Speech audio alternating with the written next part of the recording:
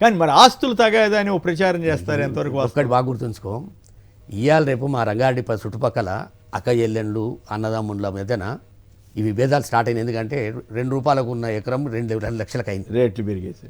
ఆడేమన్నా ఉంటే ఎక్కడ పోతుంది చెప్పండి?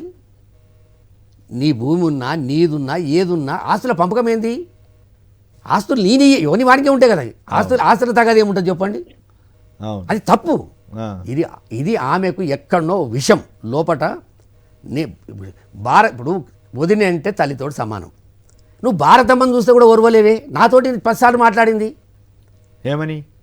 అరే ముఖ్యమంత్రి భార్యగా ఒక గవర్నర్ తాను పోతే ఎవరు పోతారు? తల్లి పోతుందా, చెల్లెలు పోతుందా, భార్య పోతుందా? అంతే, భార్య కదా. నువ్వు అది కూడా ఓర్వలేకపోతే ఎట్లా?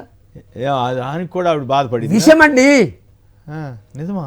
నేను మా జగన్మోహన్ రెడ్డి గారు, మా రాజశేఖర రెడ్డి గారు పెట్టిన సాక్షి ఛానల్ కూర్చొని ఇవి మాట్లాడుతుంటే నాకు మనసు బాధ అవుతుంది. అంతేగా మరి. యాక్చువల్గా ఇవన్నీ ఊహించలేదు విషయం నాకు. నేను అందుకే జగన్మోహన్ రెడ్డి గారిని కాపాడుకోవడానికి ఏ రోజైతే 2009లో మహాకూటమి ఏర్పడి రాజశేఖర రెడ్డి గారిని ఓడగొట్టడానికి ప్రయత్నం చేస్తే చిలుకూరు బాలాజీ నుంచి తిరుపతికి పాదయాత్ర చేస్తానని మొక్కి 20 మే నాడు ఆయన ప్రమాణ స్వీకారం చేస్తే 21 మే చిలుకూరు బాలాజీ నుంచి తిరుపతికి పాదయాత్ర చేసినటువంటి వ్యక్తిని ఇవాళ కూడా నా కొడుకు జగన్మోహన్ రెడ్డి గారిని నేను కాపాడుకుంటా. బిడ్డ షర్మిలమ్మ, ఇది నీకు తగదు.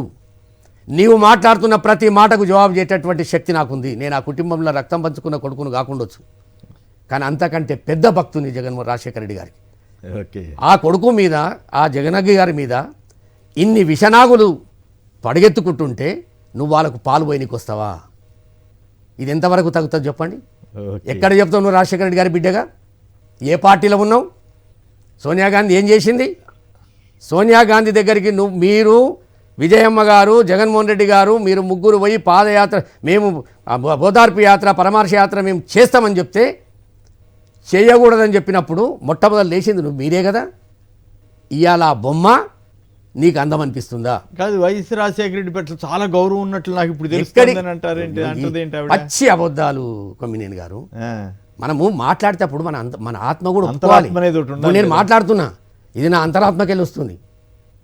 ఇంకా 2 నిమిషాలు గిట్ట అయితే నేను ఏడుస్తూ. ఇప్పుడు నేను గటువంటి రాజశేఖర రెడ్డి గారి భక్తుని కొమ్మినేని గారు. ఈ దుర్మార్గురాలు పోయి నా కొడుకు మీద దాడి చేస్తుంటే మాలాంటి వాళ్ళు ఇంట్లో ఎట్లా వండుకుంటారు చెప్పండి? తీసుకెళ్తే అవసరమైతే నీ వల్ల నష్టపోయిర్రు. వికారాబాదులో 80 లక్షల రూపాయలకు ఒక 8 గుంటల జాగమ్ముకుండు ఒక నాయకుడు మావుడు, వైఎస్ఆర్ టీపీ అని. అది రిజిస్టర్డ్ పార్టీ.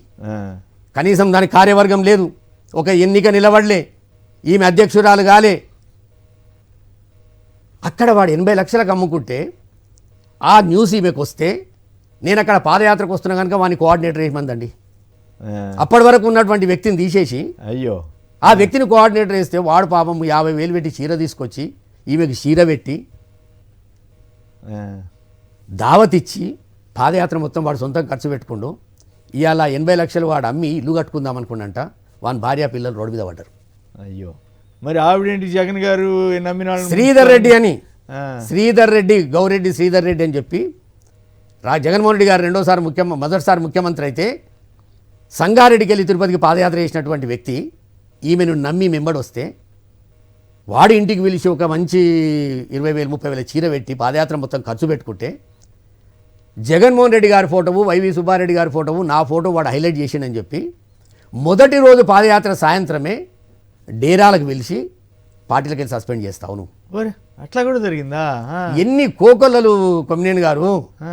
మీరు 1 గంట పెట్టుండి, అంతేనంటారు? గంట సరిపోదు, గంట కూడా సరిపోయేదట్లేదు మీరు చెప్పే విషయాలతోటి. ఎన్ని మోసాలు, ఎంతమంది నష్టపోయి ఉంటారు ఈ రకంగా? 300-400 మంది పాపం. మరి ఆవిడ వల్ల జనం ఇక్కడ మునిగిపోతే అక్కడ జగన్ గారి వల్ల పదవులు వస్తే వాళ్ళందరికీ, ఇక్కడ ఈవిడ వల్ల మునిగిపోతే జగన్ ముంచాడు అని అబద్ధాలు చెప్తారు. ఒక 3 అన్నదమ్ములు పాపం 6 ఎకరాల భూమి, 2 అన్నదమ్ములు వ్యవసాయం చేసుకుంటారు.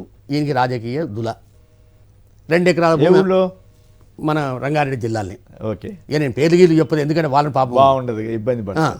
2 ఎకరాలు అమ్మిన రోజే వాడిని నేను గదమాయించిన, చూడరా ఈ తల్లి ఉండదు చెప్పారు మీరు. వద్దు బిడ్డ, నువ్వు రికార్డు చేసి షర్మిలమ్మకి వినిపించినా పర్లేదు, వినిపించరు.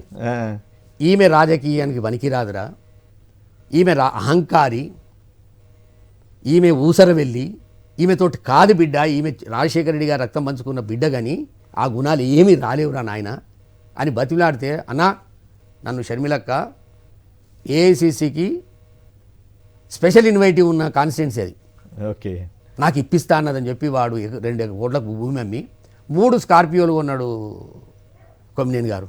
ఇప్పుడు ట్రావెల్స్లో పెట్టుకుంటాడు.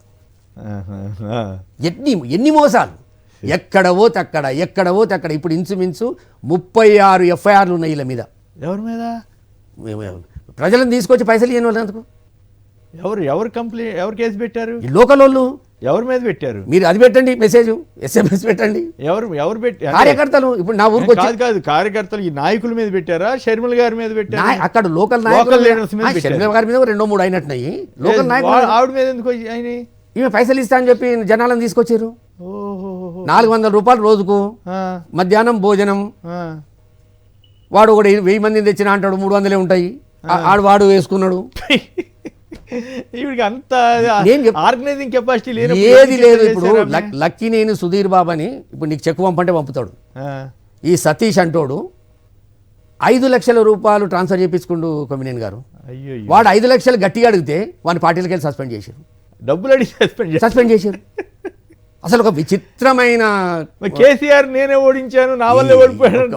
విచిత్రంగా కేసీఆర్ ఓడిపోయింది 1.5%. అది వేరే సంగతి. ఇప్పుడు అందరినీ చేస్తుంది.